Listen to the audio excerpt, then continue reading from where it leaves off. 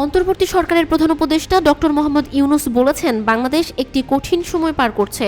সংকট মোকাবেলায় দেশবাসীকে অতীতের চেয়ে আরও বেশি ঐক্যবদ্ধ হওয়ার আহ্বান জানান তিনি। ন্যাশনাল ডিফেন্স কলেজের গ্র্যাজুয়েশন অনুষ্ঠানে এসব বলেন প্রধান উপদেষ্টা। শান্তিরক্ষা মিশনে বাংলাদেশের সশস্ত্র বাহিনী সুনামের সাথে কাজ করে আন্তর্জাতিক পর্যায়ে দেশকে পরিচিত করে তুলেছে বলেও জানান doctor Mohammad Yunus. National defence course 2024 এবং আর্মড ফোর্সেস ওয়্যার কোর্স 2024-এর সমাপনী উপলক্ষে রাজধানীর মিরপুরে ন্যাশনাল ডিফেন্স কলেজে এই অনুষ্ঠানের আয়োজন। এতে প্রধান অতিথি হিসেবে যোগ দেন প্রধান উপদেষ্টা ডক্টর মোহাম্মদ ইউনূস।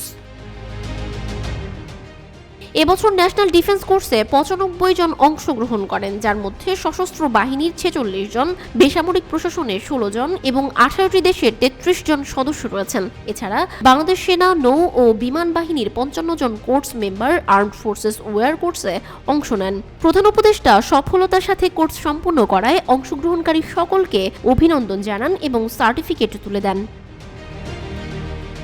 এ সময় প্রধান উপদেষ্টা বলেন, সশস্ত্র বাহিনীর সদস্যরা দক্ষতা ও নিষ্ঠার সাথে কাজ করে যাচ্ছেন। শান্তিরক্ষা মিশনে তাদের ভূমিকা আন্তর্জাতিক অঙ্গনে প্রশংসা কুড়িয়েছে, যা দেশের জন্য গর্বের।